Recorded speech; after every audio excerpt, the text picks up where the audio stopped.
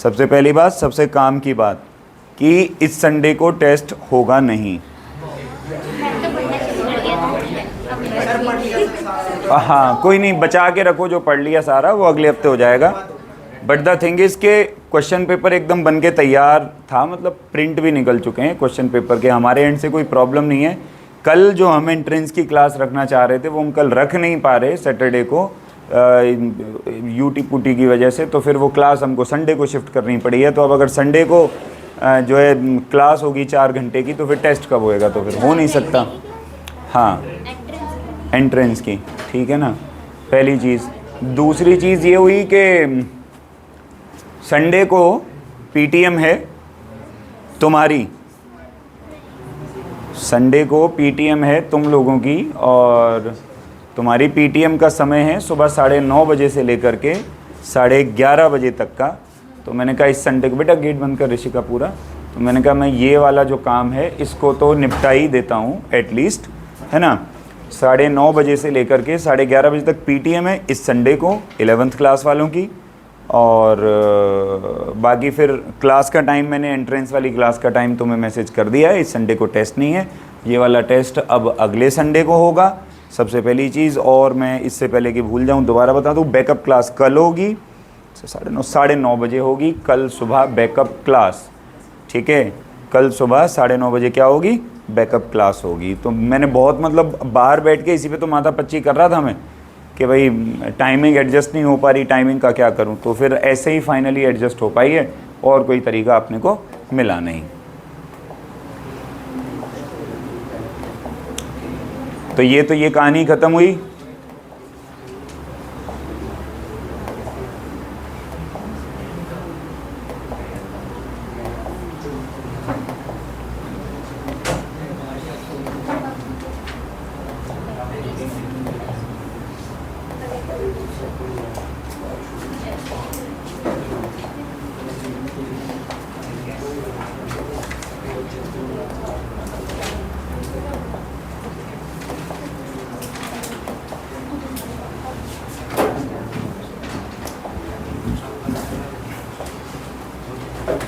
ये पढ़ रहे थे ना, एटवुड मशीन पढ़ा दी थी ना मैंने तुम्हें, है ना। टेंशन का फॉर्मूला निकलवाया था लास्ट क्लास में जाते जाते, और टेंशन के बाद में जो है एक्सेलरेशन का फॉर्मूला भी निकलवाया था, ठीक है भाई। अब सबसे पहली बात, थोड़ा सा उसकी ज़रा प्रैक्टिस कर लें, थोड़ा सा रिकैप करने के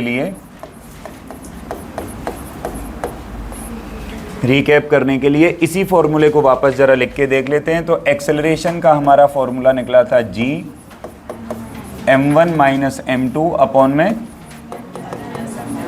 m1 प्लस m2, और टेंशन का फॉर्मूला निकला था 2 m1 m2 g अपॉन में m1 प्लस m2। ये फॉर्मूले लिख लेते हैं हम लोगों के पास में, इसमें कोई समस्या नहीं है। तो एक कॉमन सा सवाल अब मैं तुमको, जिसको हम कह सकते हैं भाई कॉन्फिडेंस बूस्टर, वो क्वेश्चन एक मैं तुम्हें देता हूँ। और क्या काम करना है कि यहाँ पे एक मास, यहाँ पे एक और मास हम हैंग कर देते हैं, ये 1 ये 2, ये मास जैसे मान लो 5 किलो है, ये मास मान लो 2 किलो है, और तुमको इस क्वेश्चन में पता लगाने का है एक्सेलरेशन कितना होगा और रस्सी में टेंशन कितनी होगी। ज़रा तेज़ी में खींचो, एक्सेलरेशन कितना होगा। देखो इनिशियल कंडीशन में कुछ भी हो सकता है ना, वो तुम उसको छोड़ दो, उससे कोई फ़र्क नहीं पड़ने वाला है।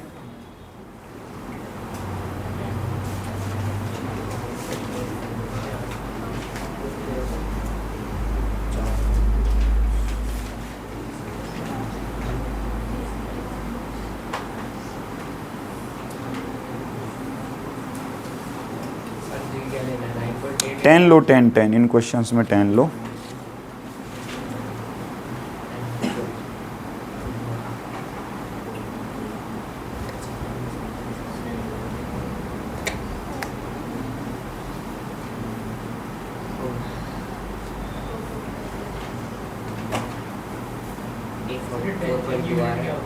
टेंशन बेटा वही होता है, न्यूटन।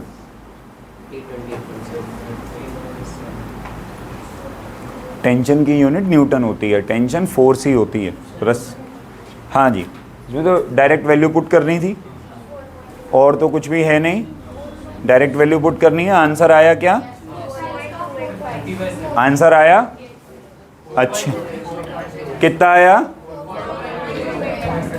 तो यहीं पे निकाल दूं इसी के सामने एकदम जो है ना, यहाँ पे जो है मस्त वाले तरीके से जो है एक्सेलरेशन, ये इसको हम निकाल देते हैं। जी की वैल्यू 10, m1 में से m2 गया तो 5 में से 2 गया 3 और बटे में 5 और 2 7, तो एक्सेलरेशन आई 30/7 मीटर पर सेकंड स्क्वायर। बोलो सही है।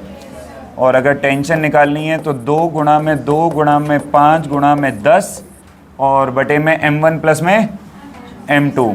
ओहो वैल्यूज़ गलत ले, लेकिन 2 दूनी 4 पंजे 20, 200/7 न्यूटन। बोलो सही है भाई, हाँ ना बोलो।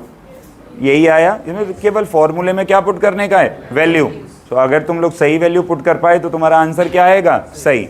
आओ अब इस चीज़ में मैं तुम्हें पिरो बनाता हूँ। क्या बनाता हूँ? प्रो नहीं बोलते, पीरो। ठीक है, इसमें मैं तुम्हें बनाऊंगा पीरो। पीरो गेमर बोलते हैं ना भाई, ये तो प्रो गेमर है एकदम। तो ऐसे आज तुम्हें प्रो बनाते में सवाल सॉल्व करने वाला। आओ एक फालतू का सवाल लेके एग्जाम्पल ले लेते हैं, है ना। एक फालतू के सवाल का एग्जाम्पल ले लेते हैं। नहीं, वाइट कलर से नहीं, हम लोग गड़ीन से करेंगे। देखो जरा,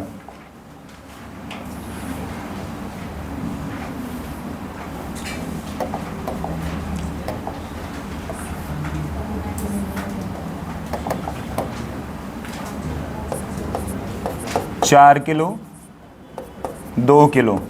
सुनो जरा, अब इन सवालों को करने का हम जरा सीखेंगे शॉर्टकट।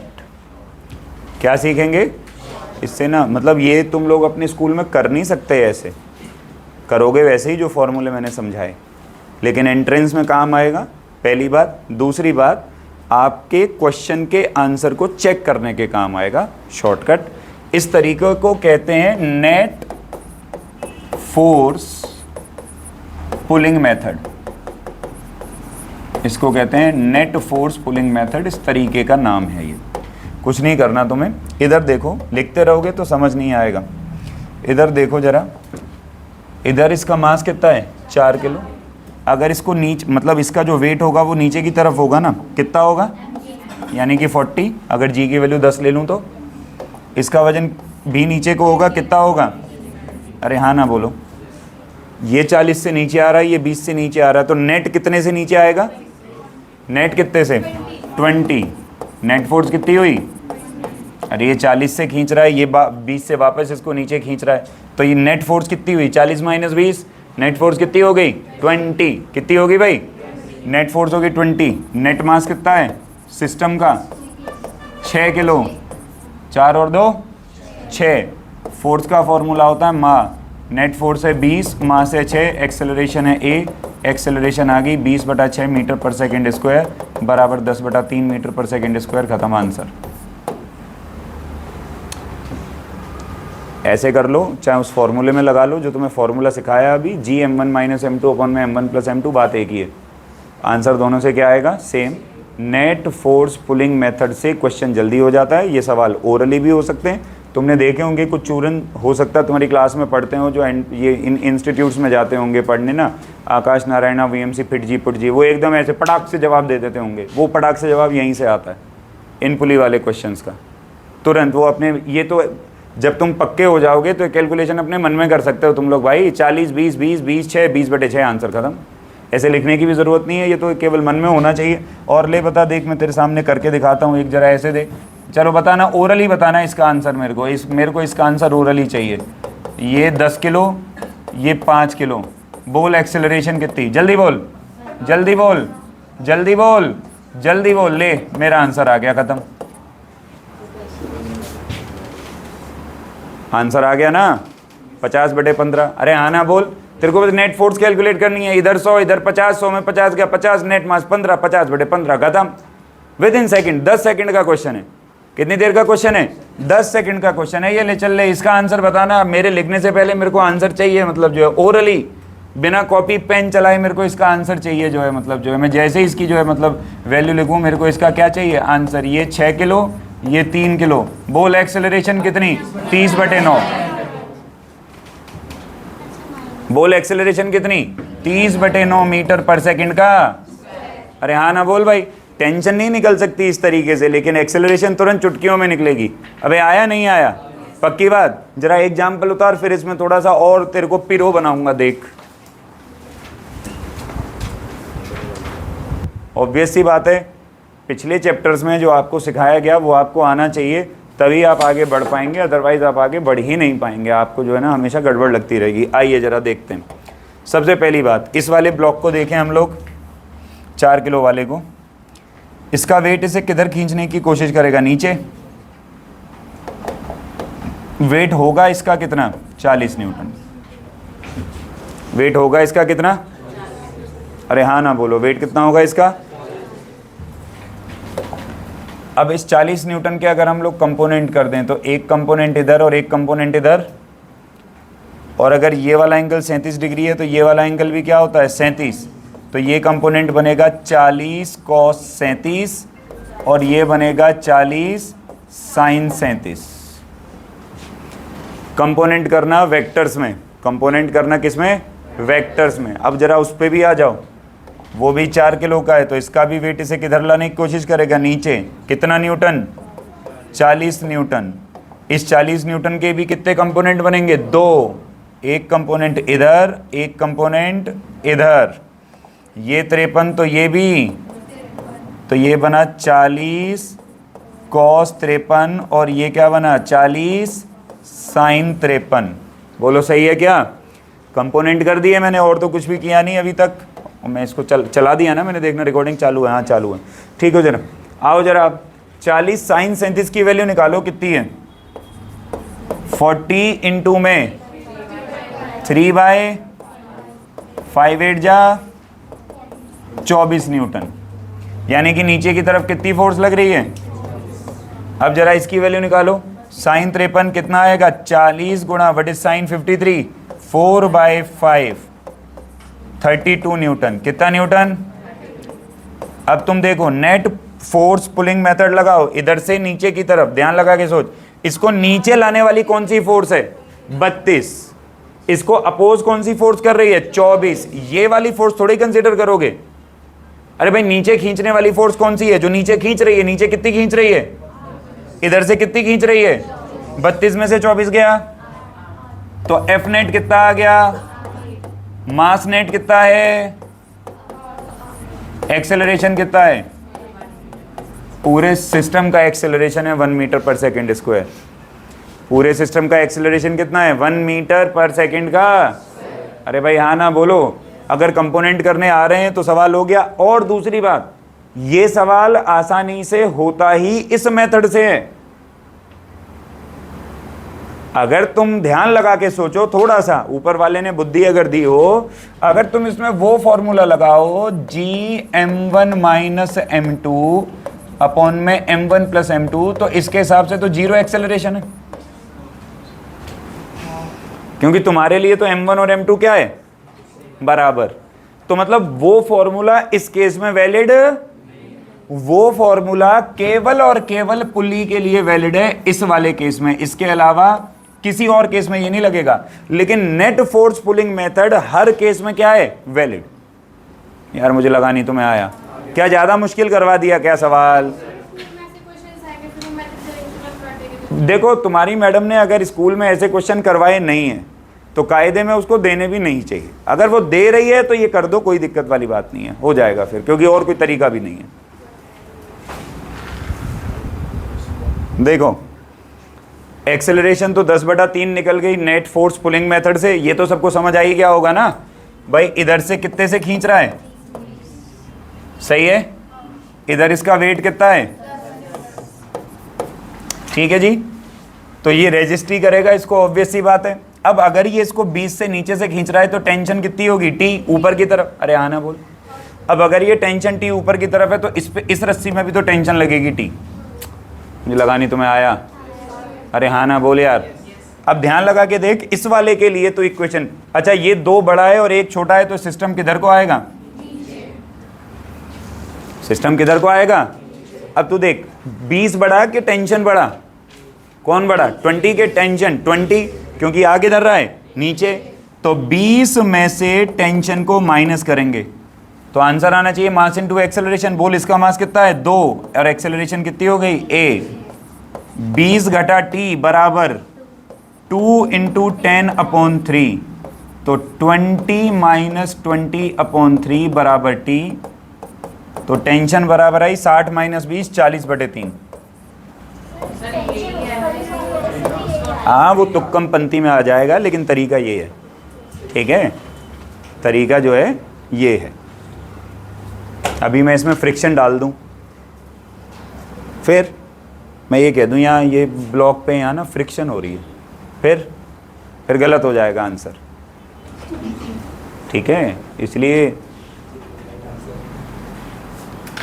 मेथड सीखो।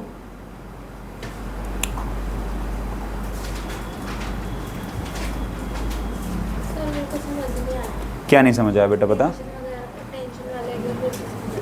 नीचे की तरफ कितनी फोर्स लग रही है? 20। ऊपर की तरफ कितनी लग रही है? T।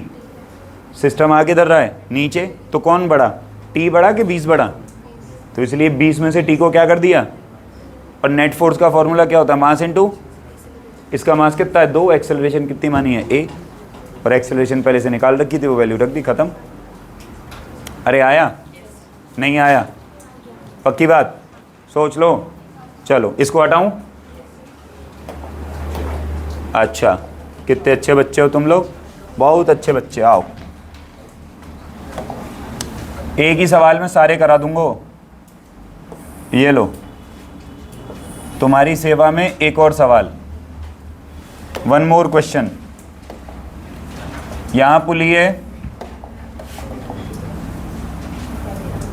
एक मास ऐसे, एक मास ऐसे।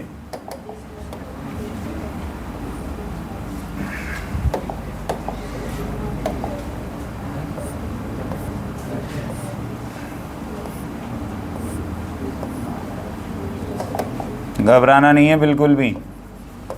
ये M1, ये M2, ये मैं तुम्हें बता रहा हूं कि M1 M2 से बड़ा है और ये वाला एंगल है अल्फा। चलो एक्सेलरेशन और टेंशन की इक्वेशन निकाल के बताओ, चलो जल्दी करो।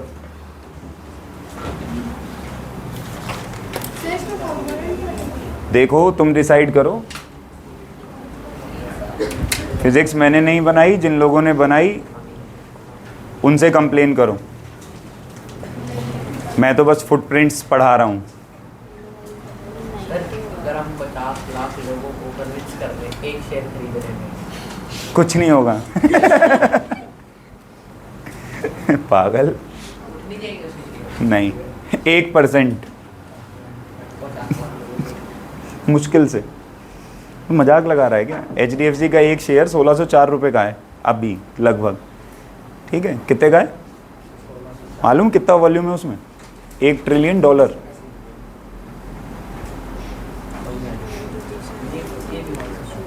कितने पैसे लगे हुए हैं उसमें? लगे हुए। हाँ, तू 50 लाख लोगों को एक शेयर खरीदवा रहा है। देखा कर डेटा।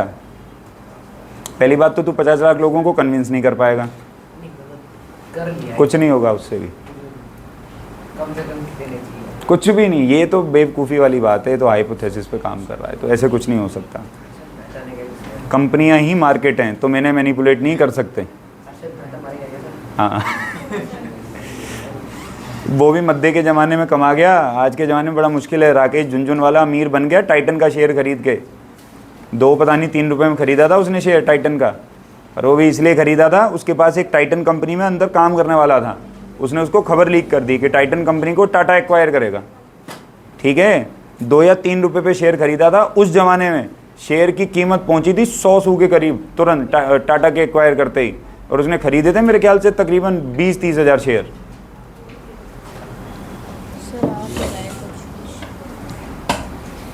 यार उसको तो छोड़ दो, वो तो अप्रतिम आदमी है। उसको तो टाइटन कंपनी हर महीना पैसा दे के जाती है, वो कुछ ना करे तो भी उसकी रॉयल्टी खा रहा है वो। कर, निकला? मुझे गड़बड़ लगे, गलत लग रहा है मुझे।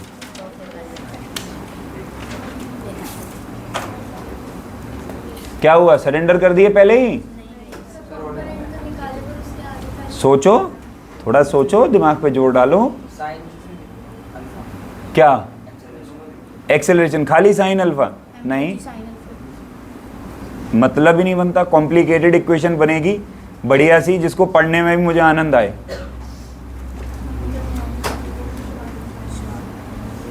हाथ सर पे मारने से कुछ नहीं होगा बेटा। अब तो साइंस ले ली, अब क्या है? अभी रुक जा, अभी तो इसमें फ्रिक्शन भी पढ़ाऊंगा। अभी तो इसमें फ्रिक्शन भी आएगी। फ्रिक्शन कहाँ है अभी? तुम स्थिति को समझ ही नहीं पा रहे। आओ जरा मैं स्थिति तुम्हारे लिए थोड़ी थोड़ी क्लियर करूं। सबसे पहली चीज़, एक चीज़ डिसाइड करो। देखो m1 m2 से बड़ा है तो सिस्टम कहाँ आएगा? ऐसे। तो ये नीचे आएगा तो ये किधर जाएगा? अगर मैं ये कह दूं कि इसके नीचे आने की एक्सेलरेशन ये है तो इसके ऊपर जाने की भी एक्सेलरेशन क्या होगी? अब तुम ध्यान लगा के देखो, इसका वेट इसे नीचे ही खींचेगा ना। इसे वेट कितना होगा? m1। अब अगर इसका वेट इसे नीचे खींच रहा है तो रस्सी में टेंशन किधर होगी? ऊपर को।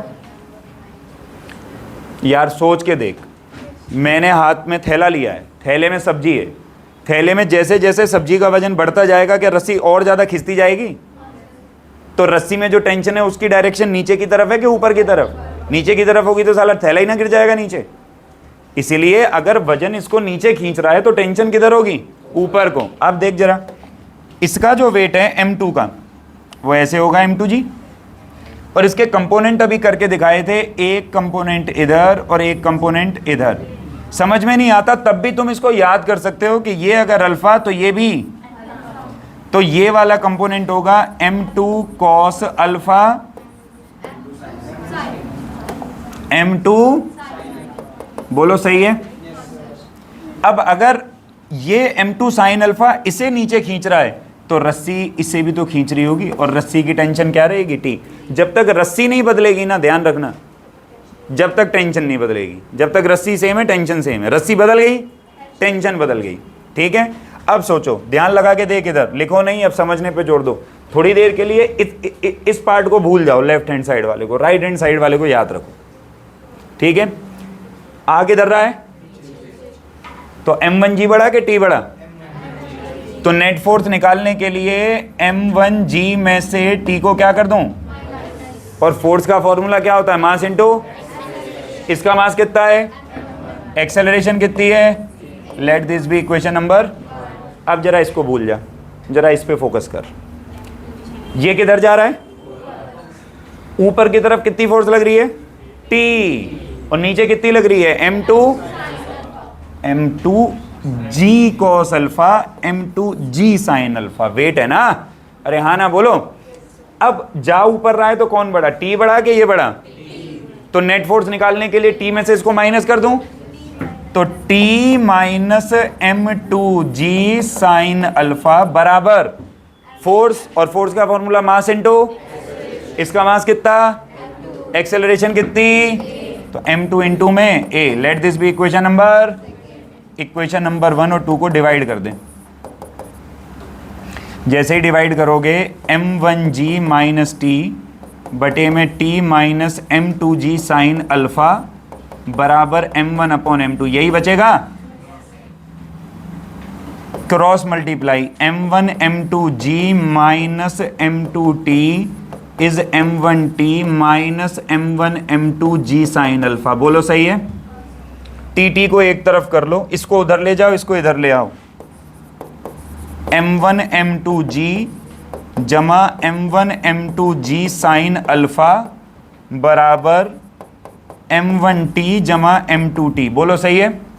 इन दोनों में से m1 m2g को कॉमन ले लो, बचा 1 प्लस साइन अल्फा। यहाँ से t कॉमन ले लो, क्या बचा? m1 प्लस ऑफ, तो t का फॉर्मूला क्या आया?